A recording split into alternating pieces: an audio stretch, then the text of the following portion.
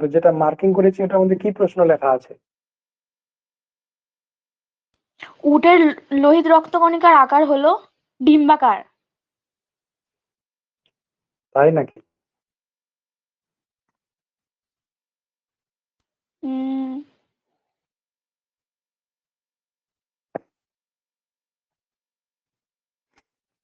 ডিম বানালে তো হবে।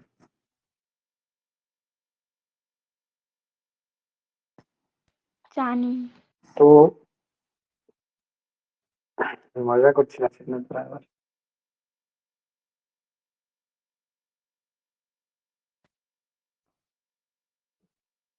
যে অঞ্চলে থাকা উদ্ভিদের অভিযোজন, পায়রার স্যার অপশন বংশাবলীর অভিযোজন। বল। অপশন এ লবণাক্ত জল সহনশীলতা।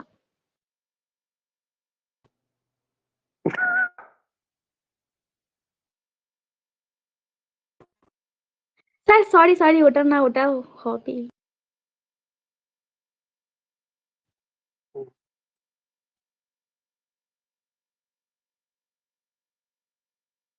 এটা হবে এটা।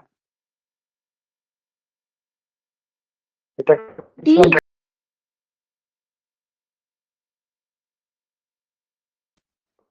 বা পর্ণকাণ্ড।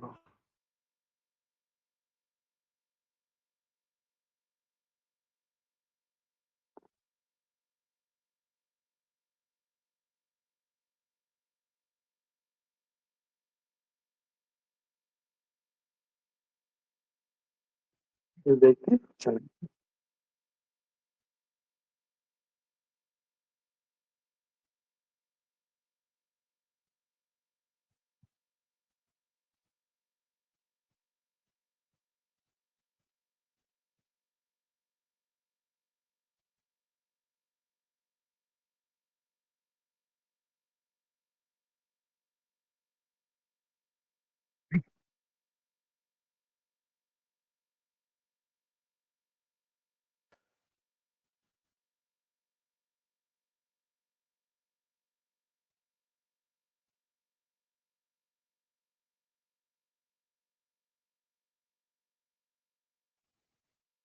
দেখতে পাচ্ছ এবার?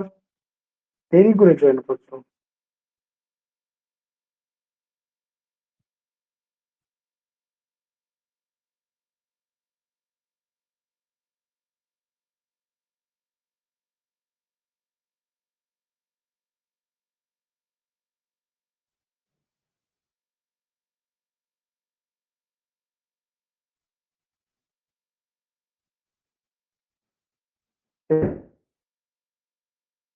পাতা হচ্ছে তোমার, এটা ক্যাকটাসের, যাকে বলা হচ্ছিল ফাইলোক্ল্যাড, পর্ণকাণ্ড বা ফাইলোক্ল্যাড।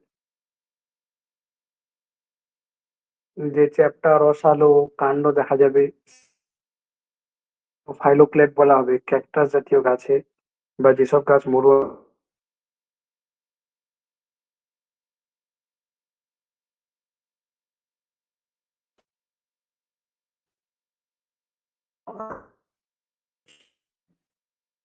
এটা প্রশ্ন।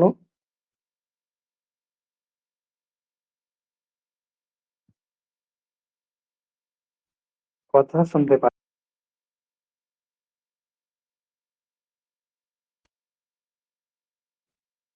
এবার শুনতে পাচ্ছিস?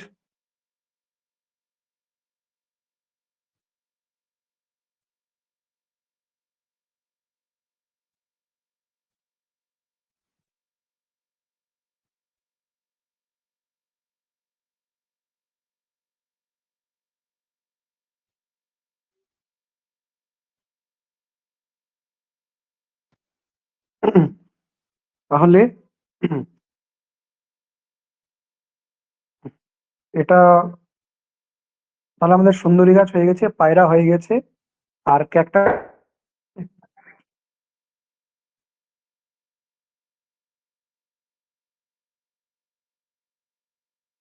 সাথীও কথা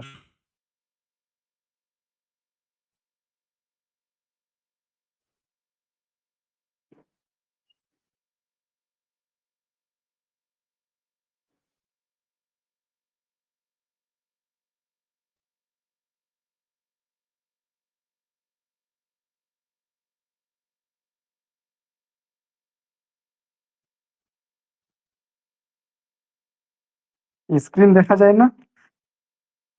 কে কে স্ক্রিন, আর কেউ স্ক্রিন দেখতে পাচ্ছ না? হ্যাঁ স্যার, এখন দেখা যাচ্ছে। হ্যালো স্যার, শুনতে পাচ্ছেন? রিজয়েন কর। স্যার বলছি, এগুলো কি PQI গুলো সলভ করাচ্ছেন? ইউআই কি হলো? ও আচ্ছা।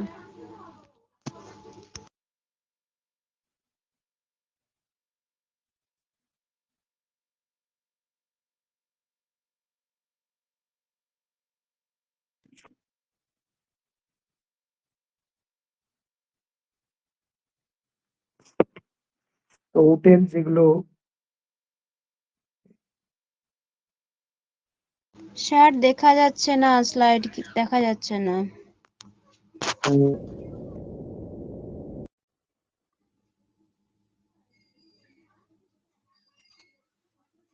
তোমরা ক্লাসের আগে একটু রেডি হয়ে থাকবা তো, আসছো ওই আসছো এরকম করে টাইমটা চলে যাচ্ছে অনেক।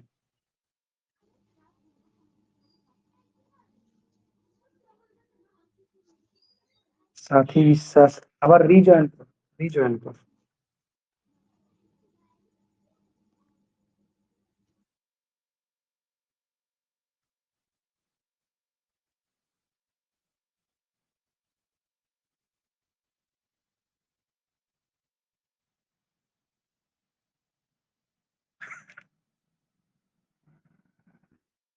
করে প্রথমে আগে বল যে হ্যাঁ দেখতে পাচ্ছি 23 অ্যান্সার পরে আগে ওটা বল, আমি ক্লাসটা শুরু করব না স্যার কি তো। বললেন? ওই যে সাথী বিশ্বাস বলছিল যে কিছু শুনতেও পাচ্ছি না দেখতেও পাচ্ছি না, তো ওই জন্য আমি ওকে বললাম যে রিজয়েন কর। তো রিজয়েন হয়ে যে দেখতে পাচ্ছি সেটা আগে জানাতে হবে। তো যাই হোক,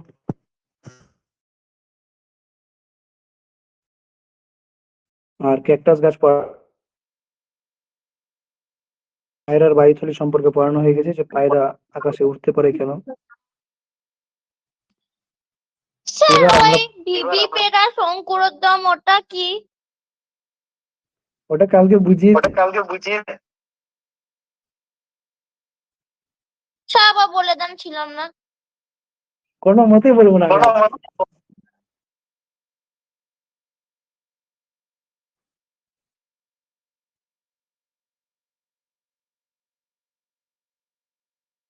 ভিভিপেরাস মানে হচ্ছে জরায়ু তন্তুর।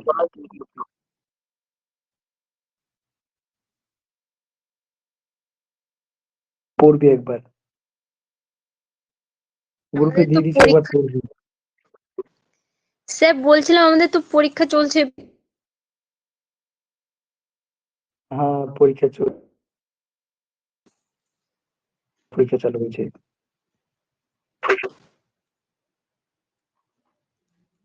স্যার সেমিস্টারে পরীক্ষা চালু হয়ে গেছে অনার্সে। হ্যাঁ জানি তো। পরীক্ষা শেষ কবে হবে? স্যার 1 তারিখে শেষ হবে।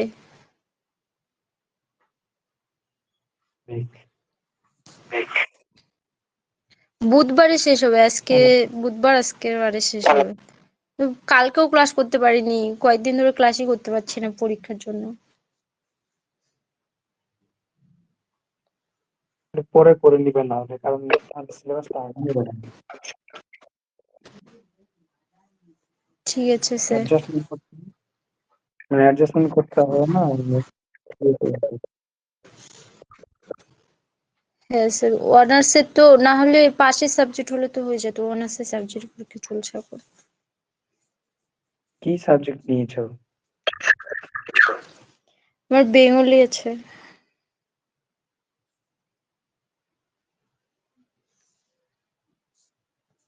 শুনে তোমার রাগ উঠে গেল? সে শোনাও যাচ্ছে না, নেটওয়ার্ক পাচ্ছে না।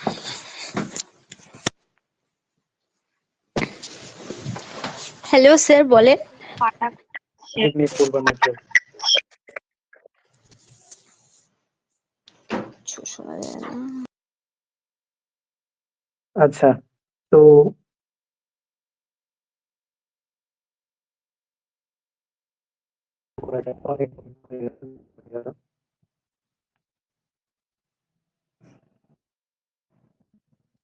উট কোথায় থাকে? মরুভূমিতে থাকে, ঠিক আছে। তো মরুভূমিতে থাকার জন্য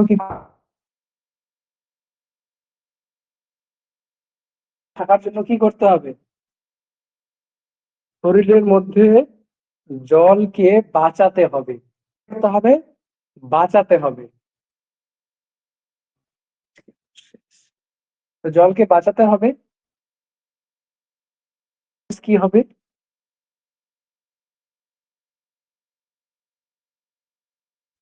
প্রথম আনসার কি হবে? ত্বক পুরু ও রোমযুক্ত। মানে বাষ্পীভবন কি? আমাদের দেহটা যে আছে না, দেহ দিয়ে বাষ্প আকারে কিছুটা জল বেরিয়ে যায়। তো উটগুলো কি করে ওদের ত্বকটা ওটাকে বেশ পুরু মানে মোটা করে দেয়, যেন কি হয়, যেন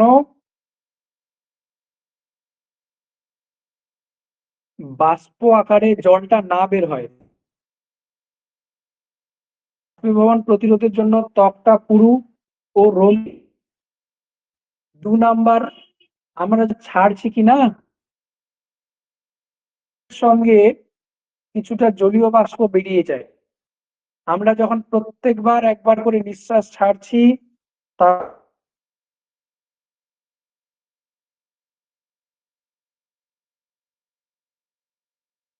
আমরা যখন প্রত্যেকবার নিঃশ্বাসটা ছাড়ছি, তখন কি হবে, একটু করে জলীয় বাষ্প শরীরে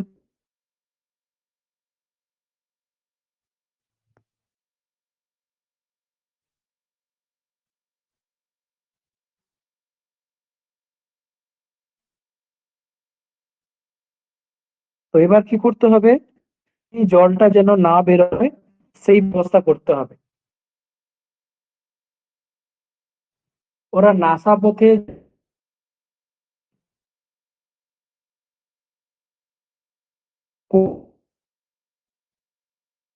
ওরা ওই জলটা শোষণ করে নেয়।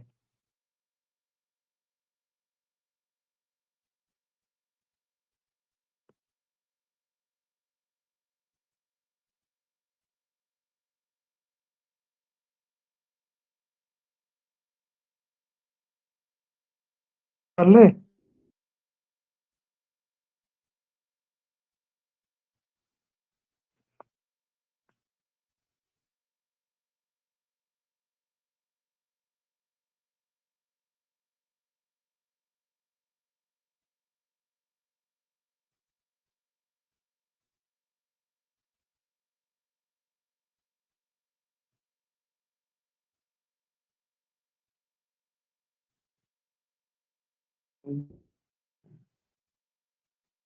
বাকি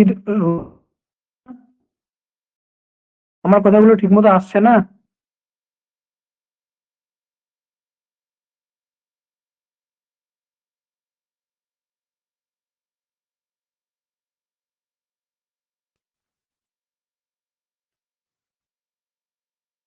এখন আসছে?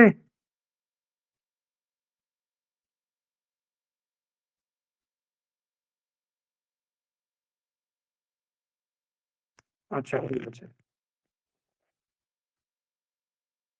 তো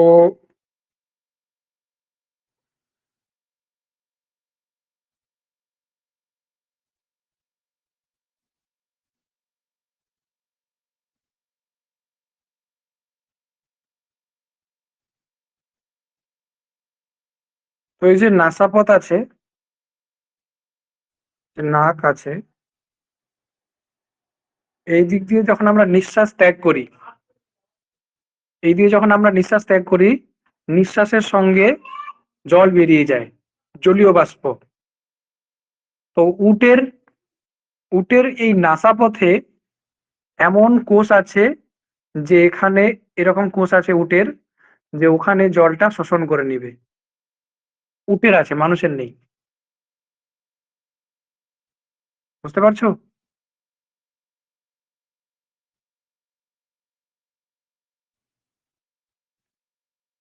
এর ফলে কি হয়, উটের নাক দিয়ে নিঃশ্বাসের মাধ্যমে কম জল বের হয়। হলো। এবার যে উটের যে মল বা বিষ্ঠা, মল বা বিষ্ঠা যেটা আছে, ওটা বেশ কঠিন হয়। ওর মাধ্যমে উট কি করে, উট যে মল ত্যাগ করে ওটা বেশ কঠিন হয়, মূত্রটাও প্রায় অর্ধ কঠিন হয়। তো ওর দেহে জলের অপচয় কম হবে। আর উট ইউরিয়া ত্যাগ করে না, ইউরিয়ার পরিবর্তে উট ইউরিক অ্যাসিড ত্যাগ করে। যেমন আমরা আমরা মূত্রের মাধ্যমে ইউরিয়া বের করি, আমাদের দেহ থেকে কি বের করি, ইউরিয়া বের করি। ইউরিয়া বের করার জন্য বেশি করে জল দরকার হবে। তুমি যদি তোমার দেহ থেকে ইউরিয়া বের করতে চাও তাহলে বেশি করে জলের প্রয়োজন। ইউরিয়াকে ডাইরেক্ট বের করা যায় না, ইউরিয়াকে জলের সঙ্গে মিশিয়ে বের করতে হয় দেহ থেকে। তো ইউরিয়া বের করলে বেশি, ইউরিয়া হিসাবে ইউরিয়া রূপে রেচন পদার্থ ত্যাগ করলে বেশি করে জল অপচয় হবে। তো উট কি করে, উট ইউরিয়ার পরিবর্তে ইউরিক অ্যাসিড ত্যাগ করে,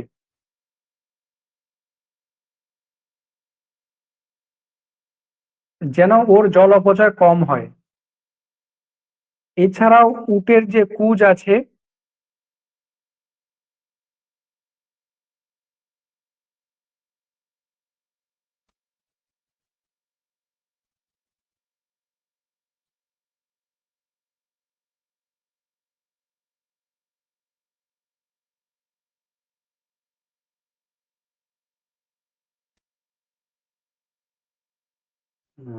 বাপরে, এগুলো ডায়াগ্রাম দেখে আমি নিজে ভয় পাচ্ছি।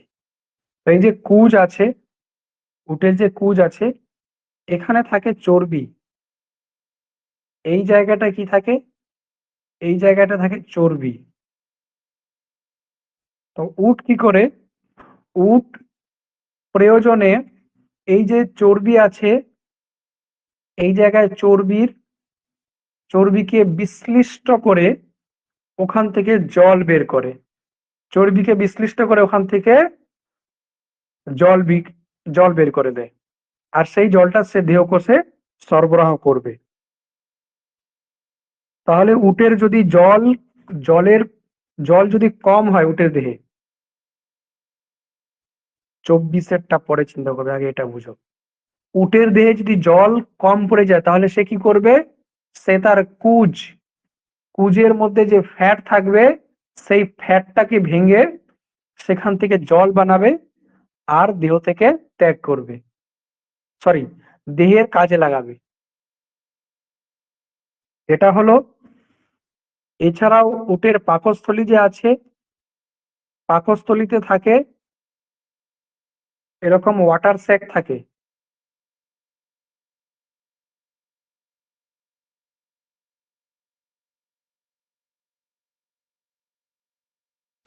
তো উটের পাকস্থলীতে এগুলো হচ্ছে ওয়াটার স্যাক, এরকম থলির মতো থাকে। এগুলোর মধ্যে কি করে, এগুলোর মধ্যে উট জল ভরে রাখতে পারে। প্রয়োজনে সে কি করবে, দেহের মধ্যে সরবরাহ করবে, দেহের মধ্যে প্রয়োজনে পাকস্থলীর ওয়াটার স্যাক থেকে জল সরবরাহ করবে। এছাড়াও কি হবে, এছাড়াও হেনলির লুপ, এটা কিডনি আছে, কিডনির এরকম নেফ্রন হয়।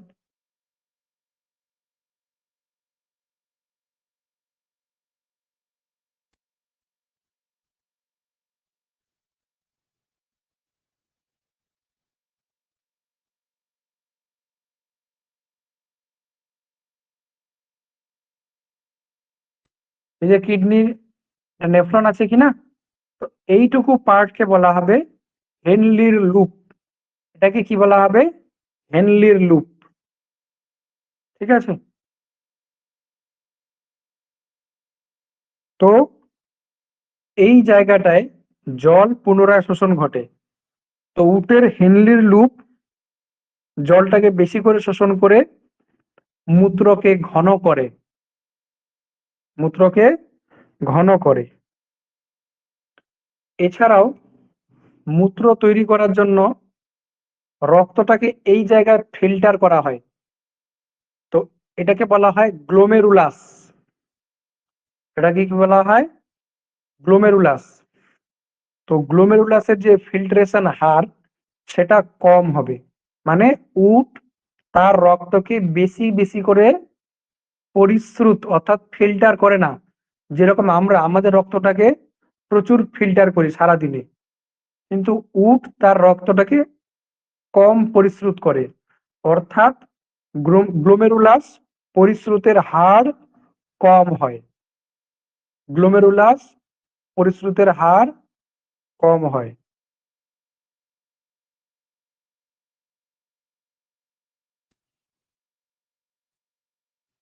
বোঝা গেল?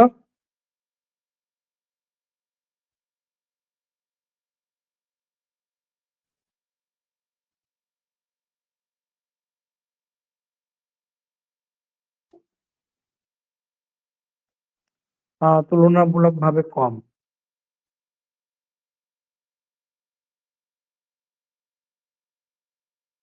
দেখো, অর্গানিজম যত বড় ওর হার্টবিট বা হার্ট রেট তত কম।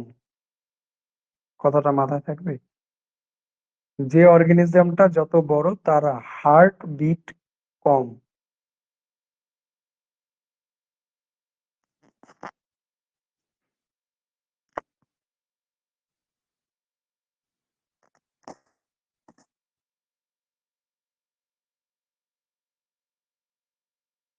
কোনো সমস্যা?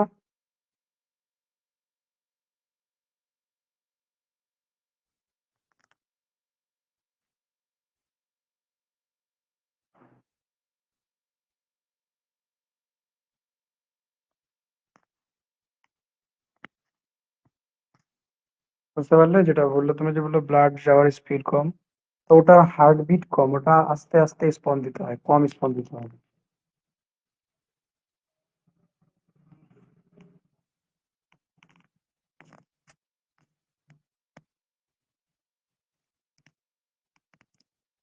ক্যামেলের হার্টবিট মিনিটে 28 থেকে 50 বার, আর আমাদের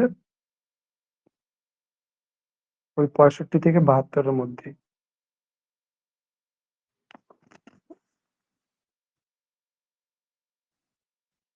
এরপরে আসছে যে উটের লোহিত রক্তকণিকার আকৃতি। মনে করো এটা হচ্ছে একটা রক্তনালী। এটা কি? এটা রক্তনালী। এর মধ্যে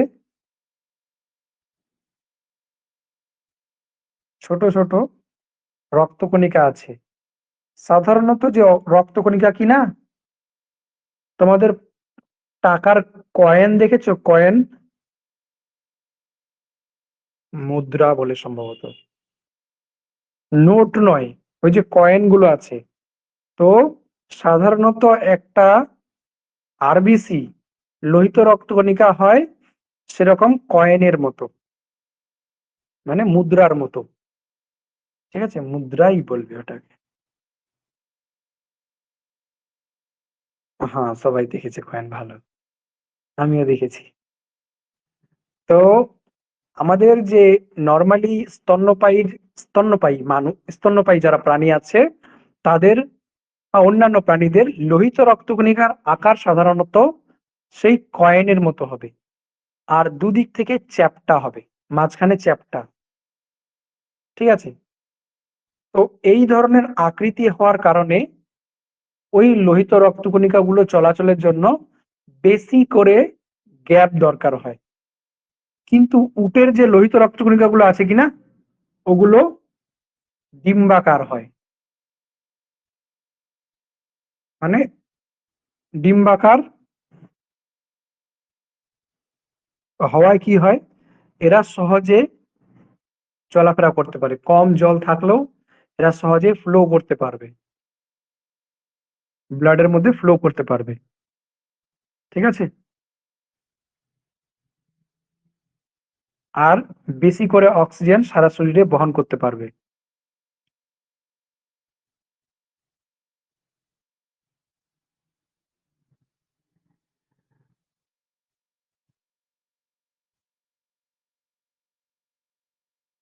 একটু স্যারকে বলবা ক্লাস নিতে। আগামীকাল আমি একটা ফিজিক্যাল সায়েন্স ক্লাস নিব, ভৌত বিজ্ঞান।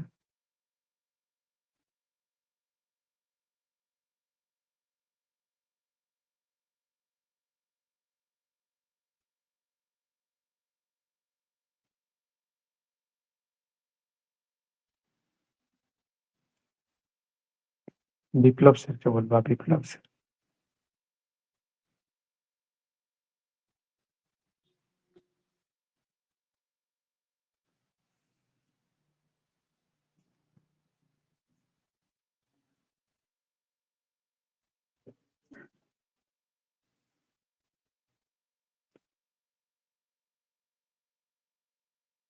আচ্ছা নেক্সট, তাহলে হয়ে গেল।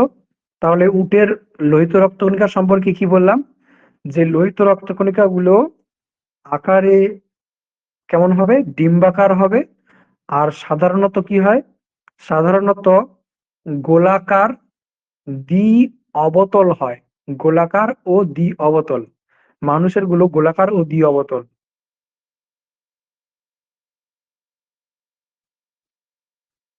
এছাড়াও উটের লোহিত রক্তকণিকা যখন পরিণত হয়ে যায়, এই কোশ্চেন গুলো ইম্পর্টেন্ট মনে হচ্ছে না? উটের লোহিত রক্তকণিকা ভুলে গেল। আচ্ছা হ্যাঁ, পরিণত।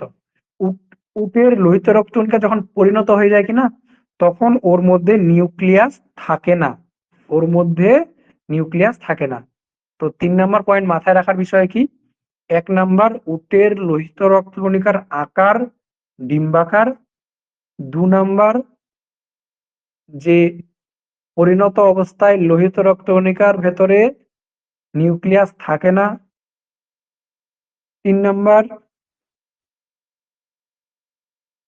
নাম্বার বলতে হবে আরবিসি গুলো প্রায় 240% প্রসারিত হতে পারে। এগুলোই তো ইম্পর্টেন্ট কোশ্চেন না, প্রিভিয়াস ইয়ারের প্রায় সব ইয়ারের আছে, 25, 24, 23, 22। আরো কিছু ইম্পর্টেন্ট আরো বের করতে হবে। আর একবার বলেন স্যার, 3 নাম্বারটা কি বললেন? আরবিসি গুলি প্রায় প্রসারিত হতে পারে। প্রসারিত বলতে কি, এই যে একটা আকৃতি আছে, আরো একটু ছোট করি, মনে করো এটা হচ্ছে উটের আরবিসি। আজকে গ্রুপে কিছুটা দিয়েছি, 3টা দিয়েছি, ওগুলোকে মার্জ করে একসঙ্গে আবার দিব। পিডিএফ গুলো বানাতে তো একটু সময় লাগবে তাই না, মানে সবগুলোকে মার্জ করতে হবে এই জন্য। আবার সিবিএসই বোর্ড যেটা আছে না, ওদের ফাইনাল এক্সাম আছে 27 তারিখে, ওগুলোকে আবার পড়াচ্ছিলাম। তারপরে আবার আমার হালকা কিছু অফিসিয়াল কাজ আছে।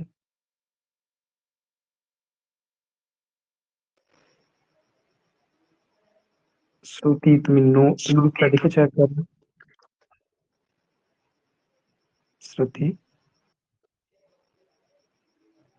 ওই রে শ্রুতির মাইকটা অন করতে দেখি।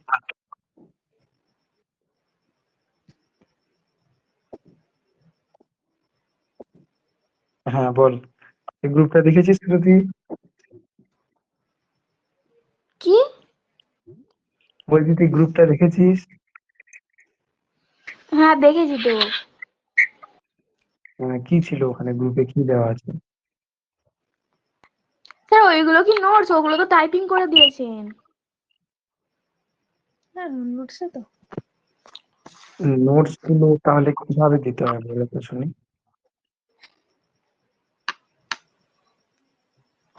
না এমনি লিখে লিখে ওই পিডিএফ আকারে দেয় না, ওরকম দেবে। মানে হ্যান্ড রাইটিং করতে বলছো?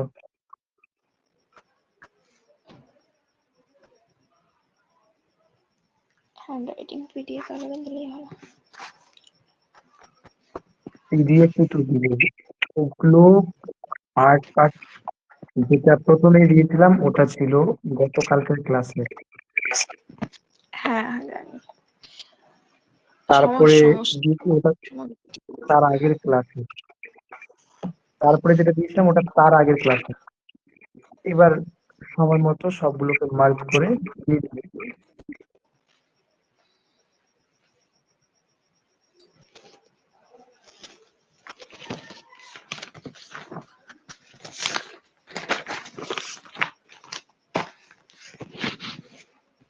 যে পদ্ধতিতে সিলেবাস অনেকটাই হয়ে গেছে প্রায়। আচ্ছা চলো এগিয়ে যাওয়া যাক। তো কি বললাম? আচ্ছা এবার মিউট করো তোমরা মাইয়া। আচ্ছা তো কি হলো যে লাস্ট পয়েন্টটা হচ্ছে যে উটের লোহিত রক্তকণিকা 240% প্রসারিত হতে পারে। তো এই যে এরকম আছে কিনা, তো যখন জল চলে আসছে বেশি করে তো উটের লোহিত রক্তকণিকা গুলো কি করবে, জল শোষণ করে এরকম আকৃতি বড় করে নিবে। 240% প্রসারিত হতে পারে, এই পার্সেন্টেজটা মনে রাখতে হবে।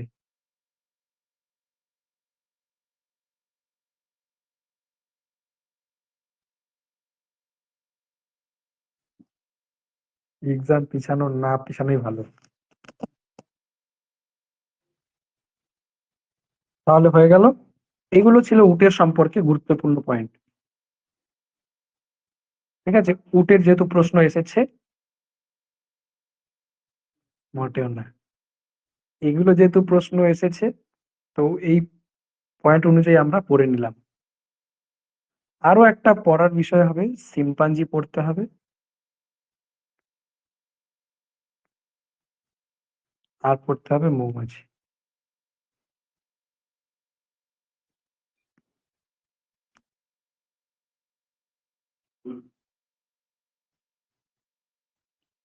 আরে পিছালে অসুবিধা হবে, কারণ সেশন চালু করার ব্যাপার আছে না, সেশন চালু করতে হবে, কোর্স কমপ্লিট করতে হবে।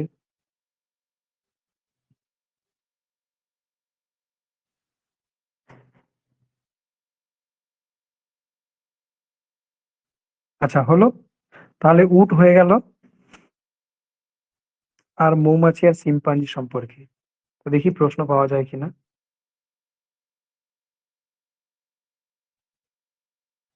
তাহলে এখানে এবার এই প্রশ্নের উত্তর বলো তোমরা সবাই, বলবে না হলে চ্যাটিং করে লিখবে সবাই, অপশন দেখো। এটা তো না ছিল তার উপরে,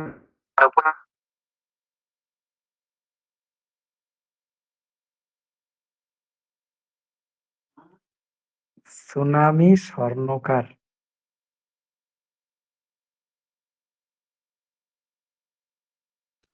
সাথী বিশ্বাস, 24-এর সি,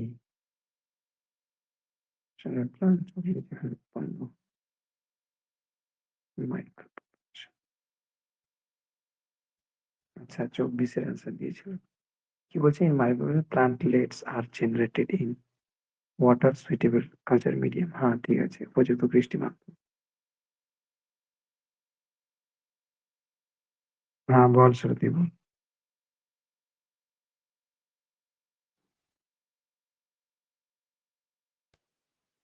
স্যার বলছি যারা চান্স পাবে না তারা আবার পড়বে এখানে।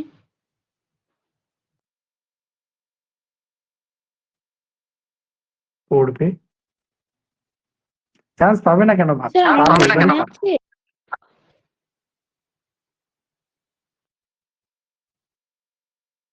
ভাবতে হয় না ওরকম। স্যার শুনছেন? বল। বলছি এমন কেউ আছে যে আগের বছর পড়েছে আবার এখন পড়ছে? কি জানি, আমার জানা নেই, আমি ব্যাচটা মাঝখান থেকে পড়াচ্ছি, মানে আমার পড়ানোর প্রায় 1.5 মাস হলো। 1.5 মাস কি 2 মাস হয়ে যাবে সামনের 1 তারিখ হলে। এই যে জেসমিন খাতুন আছে বলছে, আচ্ছা চলো, এই যে 22 নম্বর প্রশ্নটা অনেকে উত্তর দিচ্ছিল,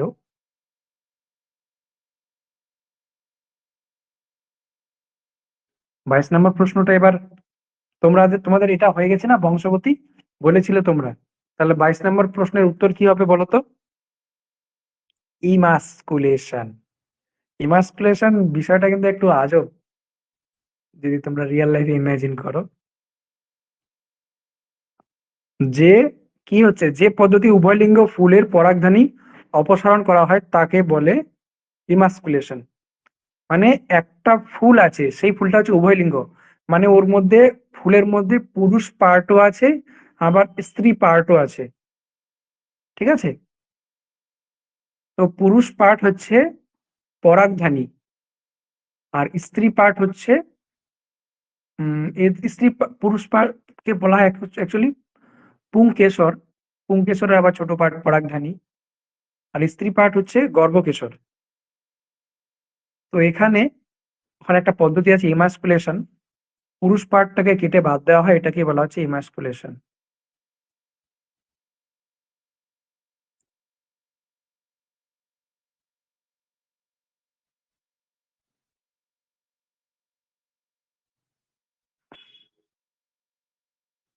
এই যে এটা হচ্ছে পুরুষ পার্ট, এটা হচ্ছে স্ত্রী পার্ট, ঠিক আছে?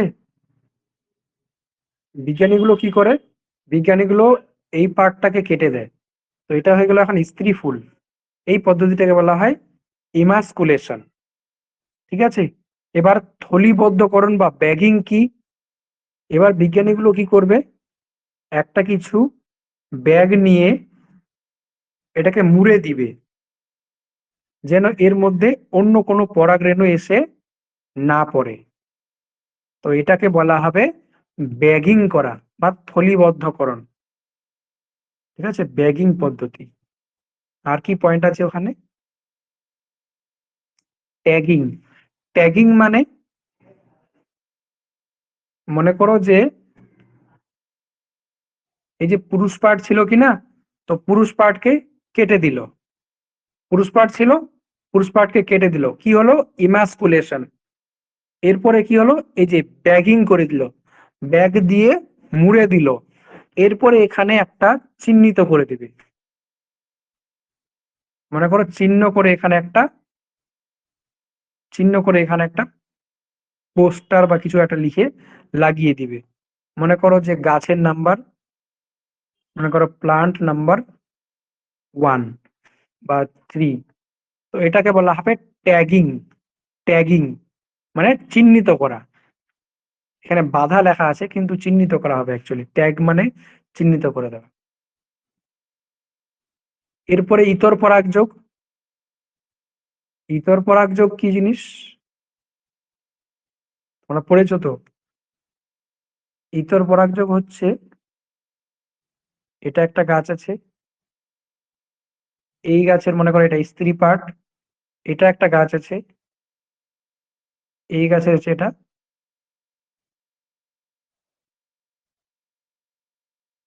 এটা হচ্ছে এই গাছের পুরুষ পার্ট। তো এই গাছের পরাগরেণুগুলো এনে এই গাছের গর্ভকেশরে দিতে হবে, এই ঘটনাটাকে বলা হচ্ছে ইতর পরাগযোগ। মানে দুটো দুটো আলাদা আলাদা গাছের মধ্যে মিলন ঘটাচ্ছে, দুটো আলাদা আলাদা গাছের মধ্যে, এটা একটা আলাদা গাছ, এটা একটা আলাদা গাছ, এদের মধ্যে পরাগযোগ সম্পন্ন হচ্ছে, এটা কি বলা হচ্ছে? ইতর পরাগযোগ। বুঝতে পারলে?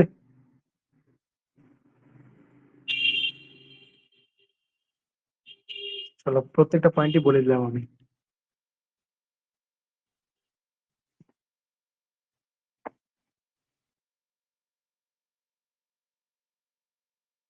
মাইক্রো প্রোপাগেশন এটা একটা ছোট টপিক আছে, এটা পড়িয়ে দিব, জনন পড়ানোর সময় এটা পড়াতে হবে। দেখি এরপরে, আচ্ছা এটা প্রশ্ন, কোষ বিভাজনের সময় বেমতন্তু ক্রোমোজোমের যে অংশের সঙ্গে যুক্ত হয় সেটা কি বলতো?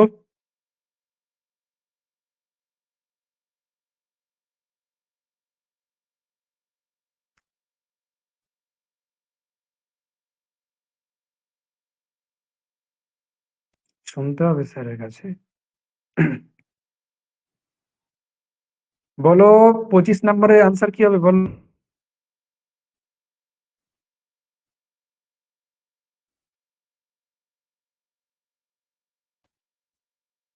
25 নম্বর প্রশ্নটা পড়ানো হয়েছে।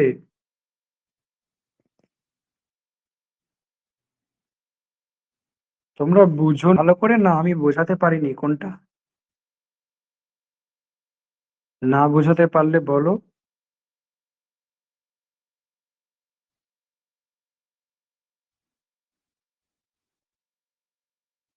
বল, একটাই কথা কিন্তু বেশি বলা যাবে না।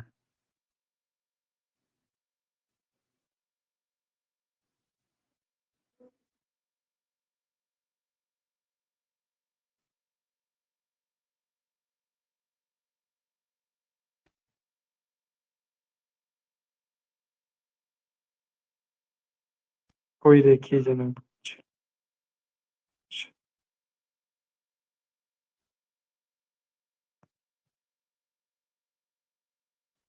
এটা ক্রোমোজোম।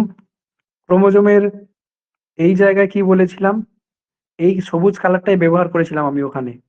বলেছিলাম যে এই জায়গায় প্রথম কথা হচ্ছে এটা প্রাথমিক খাঁজ। প্রাথমিক খাঁজের আরেক নাম হচ্ছে সেন্ট্রোমিয়ার, কিন্তু বইয়ের মধ্যে ডেফিনেশনটা আলাদা লেখা আছে। এবার কি বলেছিলাম, প্রাথমিক খাঁজে এরকম টিউবলিন প্রোটিন দিয়ে তৈরি হবে কাইনেটোকোর। প্রাথমিক খাঁজ বা সেন্ট্রোমিয়ারের পর টিউবলিন প্রোটিন দিয়ে তৈরি হবে কাইনেটোকোর। আর এই জায়গায় এসে যুক্ত হবে বেম তন্তুগুলো। এই জায়গায় এসে যুক্ত হবে বেম তন্তুগুলো। তো এটা আমি পড়িয়েছিলাম, আর আমি সবুজ কালারই ব্যবহার করেছিলাম যখন আমি এই কাইনেটোকোর তৈরি করি।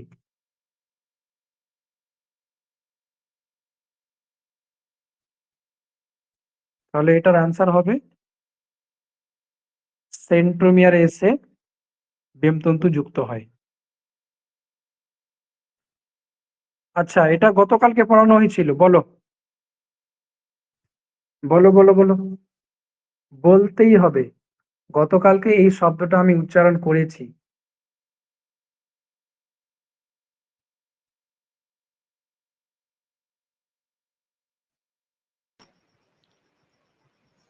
স্যার জেরোফাইট বলে, জেরোফাইটস। হ্যাঁ, তো এটা গতকালকে ক্লাস থেকে বললেন না? ক্লাস থেকে বললেন না? আগে থেকে পড়েছিল। আগে থেকে পড়েছিলাম, জানা আছে আমার। গতকালকে ক্লাসে এখানে কি আছে? ক্লাসে এখানে কি আছে?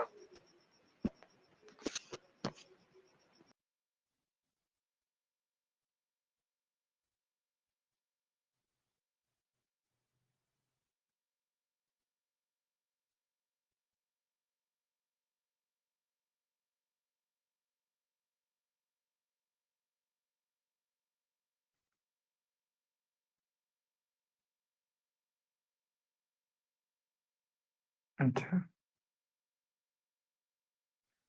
হ্যাঁ শুনতে পাবে। এবার শুনতে পাচ্ছ ঠিক মতো? জেসমিন উত্তর দাও, আবার লিখো শুনতে পাচ্ছ কিনা। হ্যাঁ বলো। তো গতকালকে ক্লাস থেকে তোমরা কেউ আনসার দিলে না? বর্ষা, গতকালের ক্লাসে ছিলে না তুমি? হ্যাঁ, তো গতকালকে থেকে দিয়েছো না আগের থেকে পড়েছিলে?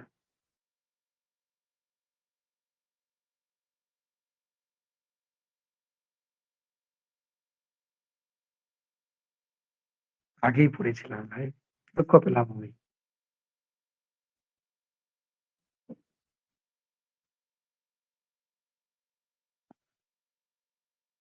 আচ্ছা, এখানে বাকি অপশন গুলো পড়িয়ে দিই।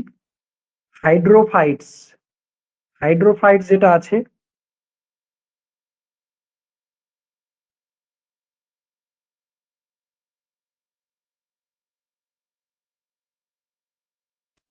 হাইড্রোফাইটস হাইড্রো শব্দের অর্থ হচ্ছে, হাইড্রো শব্দের অর্থ কি জানো? হাইড্রো শব্দের অর্থ হচ্ছে জল।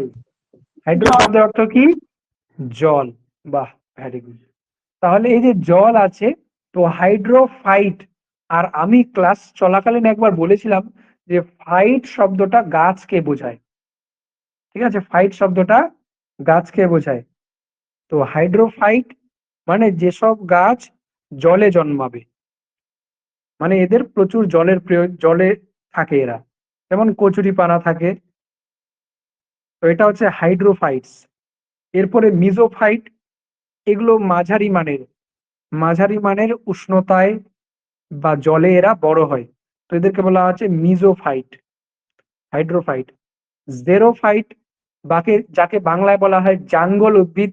গতকালকে পড়ানো হয়েছিল ক্যাকটাস। এর বৈশিষ্ট্যগুলো একবার রিপিট করে দিচ্ছি। কাণ্ড হবে রসালো, চ্যাপ্টা, সালোক সংশ্লেষ করবে, কাণ্ডের মধ্যে জল সঞ্চিত থাকবে, কাণ্ডকে বলা হবে পর্ণকাণ্ড বা ফাইলোক্ল্যাড। আর পাতা কাঁটায় রূপান্তরিত হবে, পাতার সংখ্যা কম থাকবে, পত্ররন্ধ্র কম থাকবে, যেন কি বাষ্পমোচন না হয়। তো জেরোফাইট এগুলোকে বলা হচ্ছে জাঙ্গল উদ্ভিদ। আর সিজোফাইট তো আমার জানা নেই, তবে সিওফাইট জানা আছে। সিওফাইট এরা কম আলোতে জন্মায়। আমি এটা একটু দেখিনি সিজোফাইটটা কি।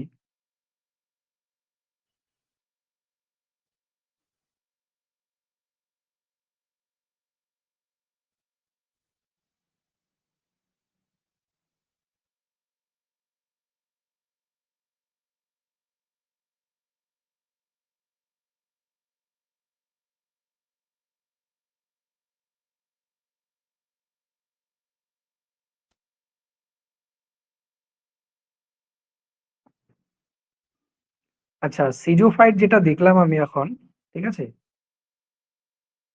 সিজোফাইট হচ্ছে যেগুলো সায়ানোব্যাকটেরিয়া, সেগুলোকে বলা হচ্ছে সিজোফাইট। ঠিক আছে, সেগুলোকে বলা হচ্ছে সিজোফাইট।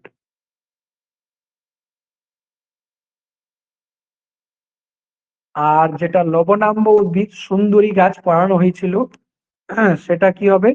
সেটা হবে হ্যালোফাইট। ওটা লবণে জন্মায়। হ্যালোফাইট এটা হচ্ছে লবণে জন্মায়। আর একটা প্লান্ট হবে সিওফাইট। সিওফাইট যেটা লবণে বলতে কি কোনটার যেমন বলছিস?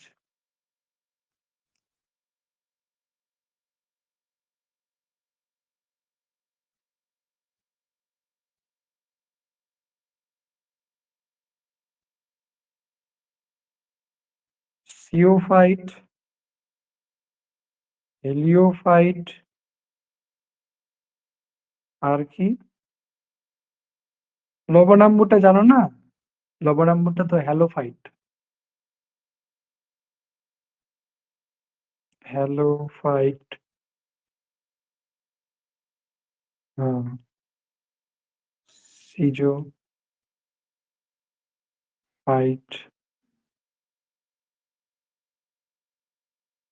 জেরোফাইট,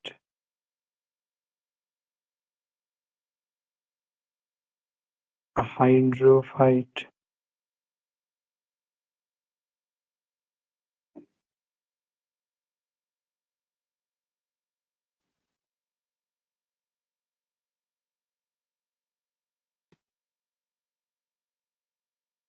একবার বলেন মেসোফাইটটা। আচ্ছা, মেসোফাইট। মেসোফাইট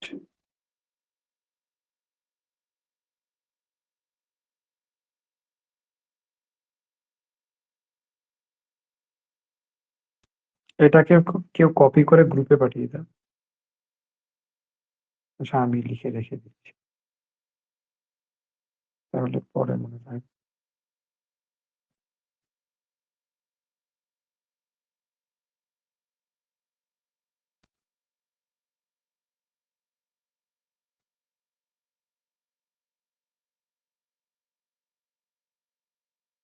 তাহলে এটা কি হবে?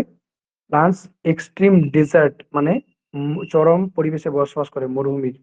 তাহলে এটা হবে জেরোফাইট।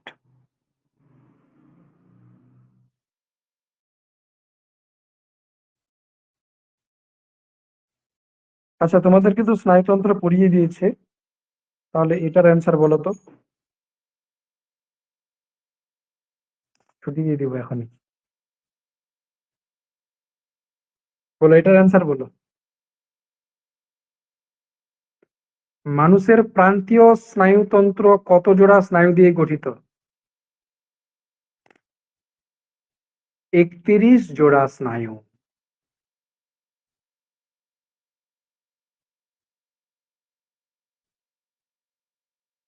একত্রিশ জোড়া। 12 জোড়া কোথায় থাকে? 12 জোড়া হচ্ছে কেন্দ্রীয় স্নায়ুতন্ত্র। এটা মাধ্যমিকেও এসেছিল, দুবার এসেছিল এটা প্রশ্ন, গত বছরে এসেছিল।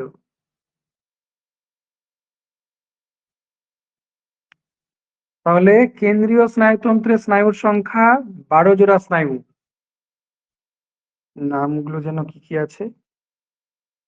অলফ্যাক্টরি, 2 নম্বরে অপটিক, 3 নম্বরে অকিউলোমোটর, 4 নম্বরে প্রক্লিয়ার, 5 নম্বরে ট্রাইজেমিনাল, 6 নম্বরে অ্যাবডুসেন্স, 7 নম্বরে ফেসিয়াল, 8 নম্বরে অডিটরি, 9 নম্বরে কি হবে? গ্লসোফ্যারেঞ্জিয়াল, 10 নম্বরে হাইপোগ্লোসাল, 11 নম্বরে স্পাইনাল অ্যাক্সেসরি, 12 নম্বরে ভেগাস স্নায়ু।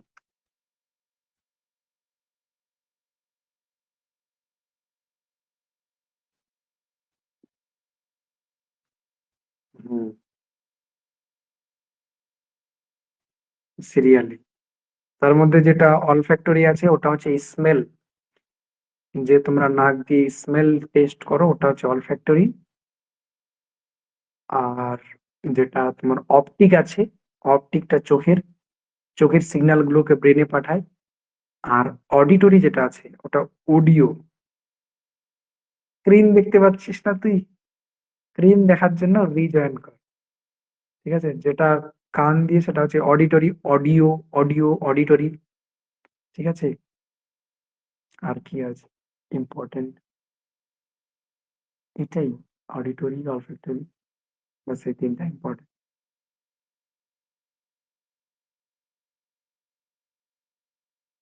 হ্যাঁ, এগুলো স্যার হিসাবে এগুলো নর্মাল জিনিস, এগুলো জানতেই হবে।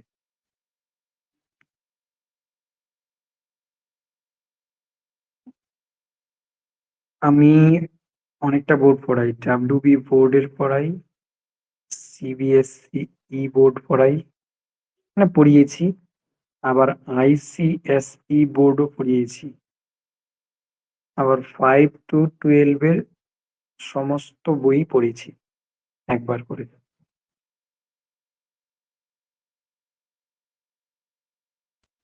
5টা ঠিক মতো না হলেও 6 to 12 এর বইটা তো পড়েছি। তার মধ্যে 10 এর বইটা তো সব থেকে বেশি টাইম, মনে করো যে 8 বার রিভিশন হয়েছে।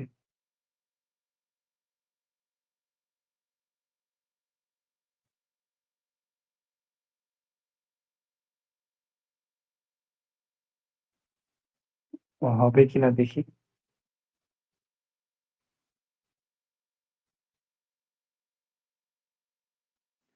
রেকর্ডেড লেকচার আছে তো। আচ্ছা, ইউট্রোফিকেশন যেটা আছে, ইউট্রোফিকেশন তো করতে হবে। ইনসোমিয়া, হাইপারটেনশন, এটা পরিবেশের সঙ্গে রিলেটেড আছে।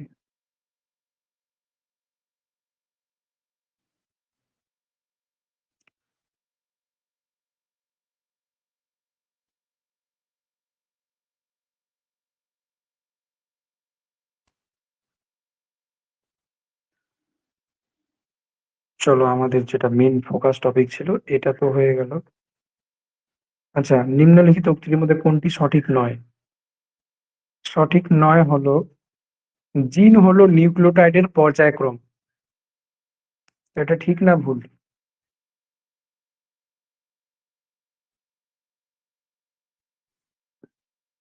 জিন হলো নিউক্লিওটাইডের পর্যায়ক্রম, ঠিক। কারণ কি, যখন আমি নিউক্লিক অ্যাসিড পড়িয়েছিলাম তখন নিউক্লিওটাইড দেখিয়েছিলাম। ঠিক আছে, যে নিউক্লিওটাইড, নিউক্লিওটাইড, নিউক্লিওটাইড এগুলো যুক্ত হয়ে তৈরি করে নিউক্লিক অ্যাসিড। একতন্ত্রী হলে রাইবোনিউক্লিক অ্যাসিড, আর দ্বিতন্ত্রী হলে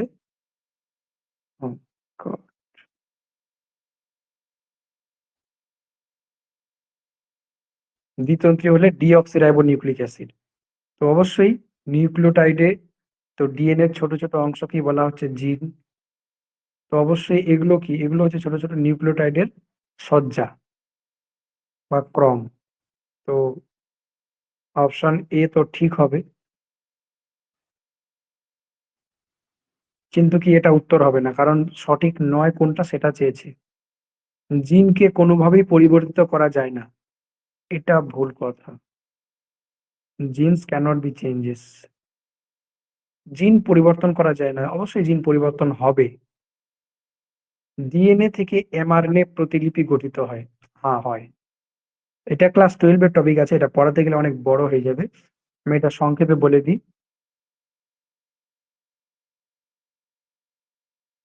তিনটা কথা: replication,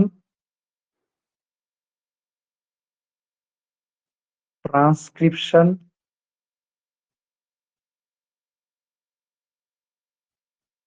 translation.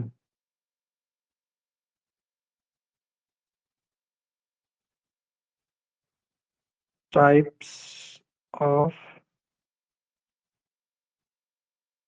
RNA.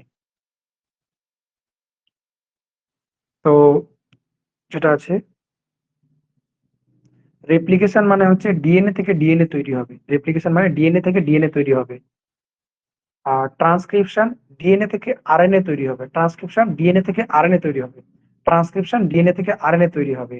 Translation RNA থেকে প্রোটিন তৈরি হবে, ট্রান্সলেশন আরএনএ থেকে প্রোটিন তৈরি হবে, ট্রান্সলেশন আরএনএ থেকে প্রোটিন তৈরি হবে। ডিএনএ থেকে ডিএনএ তৈরি হবে রেপ্লিকেশন, ডিএনএ থেকে আরএনএ তৈরি হবে ট্রান্সক্রিপশন, আরএনএ থেকে প্রোটিন তৈরি হবে ট্রান্সলেশন। ডিএনএ থেকে ডিএনএ থেকে ডিএনএ তৈরি হবে, ডিএনএ থেকে ডিএনএ তৈরি হবে রেপ্লিকেশন, ডিএনএ থেকে আরএনএ তৈরি হবে ট্রান্সক্রিপশন, আরএনএ থেকে ডিএনএ তৈরি হবে রিভার্স ট্রান্সক্রিপশন, আরএনএ থেকে প্রোটিন তৈরি হবে ট্রান্সলেশন। ডিএনএ থেকে আরএনএ তৈরি হবে ট্রান্সক্রিপশন, আরএনএ থেকে ডিএনএ তৈরি হবে রিভার্স ট্রান্সক্রিপশন।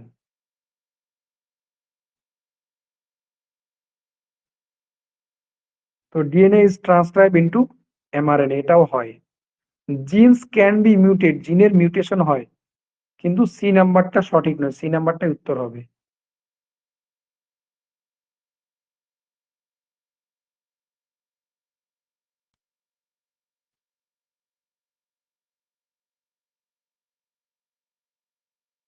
চলো, এটা পড়ানো হয়েছে, এটার উত্তর বলো তোমরা। নিম্নলিখিত কোনটি পিউরিন বেস?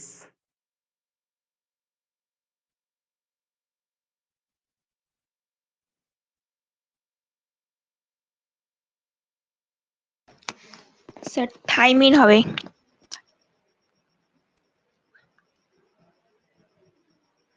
থাইমিন হ্যাঁ হবে। হ্যাঁ স্যার থাইমিন। লক কর दिया যায়।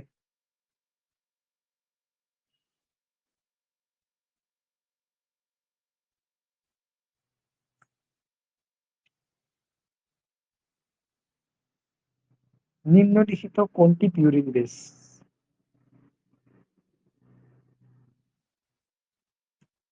লক কর दिया যায়।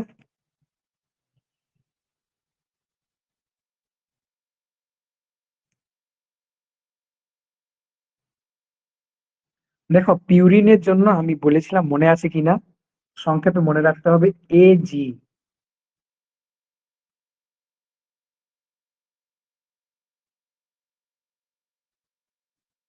এজি শুনতেই হো, এটা হচ্ছে পিউরিন।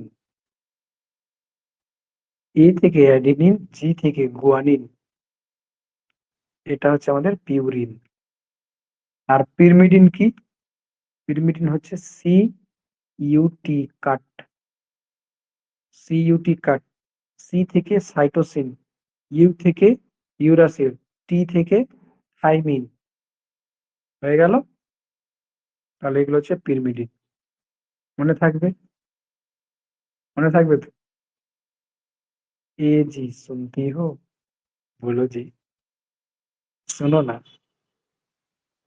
आज मेरा बाहर खाने को मन कर रहा है। তো অ্যাডিনিন আর গুয়ানিন এগুলো হবে পিউরিন। এ আর সি উত্তর হবে এখানে।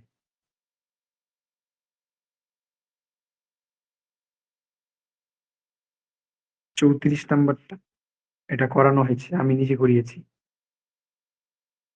ও বাস এই পুরো দিয়ে দিছে আবার। তো টেলোমিয়ার হেটেরোক্রোমাটিন থাকে, টেলোমিয়ারে হেটেরোক্রোমাটিন থাকে। ইউক্যারিওটিক ক্রোমোজোমে হিস্টোন প্রোটিন থাকে না। তো সঠিক নয়, এটা হচ্ছে এটা। ইউক্রোমাটিন অঞ্চলে সক্রিয় জিন নেই। আমাদের ইউক্রোমাটিন আর হেটেরোক্রোমাটিনের পার্টটা একবার পড়িয়ে দিতে হবে।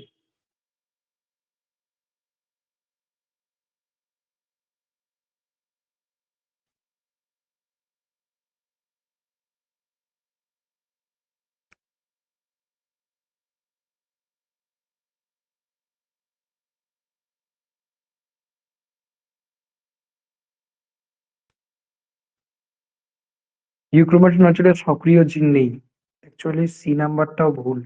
ইউক্রোমাটিন অঞ্চলে সক্রিয় জিন থাকে। স্পিন্ডাল ফাইবার সেন্ট্রোমিয়ারে সংযুক্ত হয়। তো এ আর ডি সঠিক।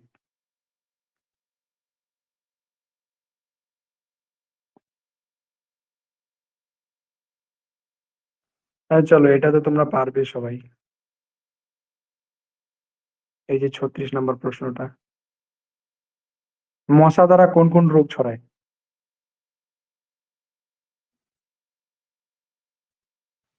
Dengue, malaria. Dengue, malaria. আর একটা রোগ মনে রাখবে, ফাইলেরিয়া। ডেঙ্গু, ম্যালেরিয়া, ফাইলেরিয়া, যার আরেক নাম হচ্ছে এলিফ্যান্টোসিস।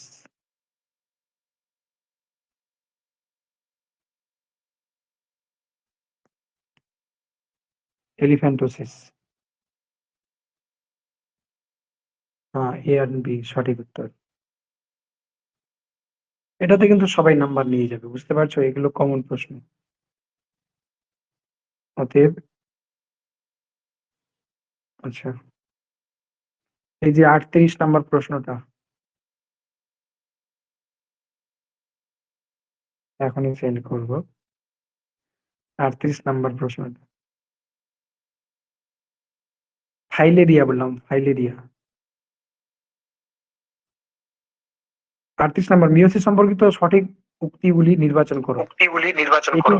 স্যার বি আর ডি অপশন বলো। হবে। 4টি জননকোষ উৎপন্ন করে আর এটিকে হ্রাস বিভাজন বলা হয়।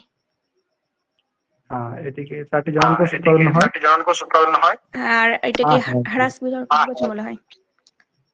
হ্যাঁ, আর এই যে ক্রসিং ওভার, এটা ঘটনা লেখা আছে, ঘটে ঘটে না, ক্রসিং ওভার ঘটে হবে।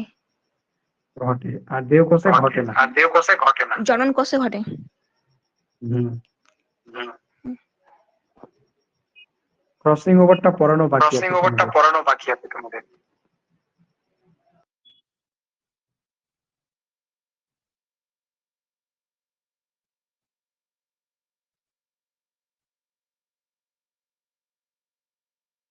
Crossing over.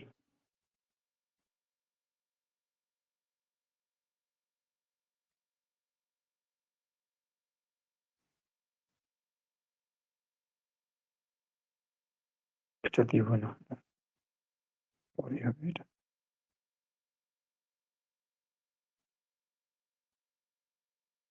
চলো আজকের মতো এইটুকুই, ঠিক আছে?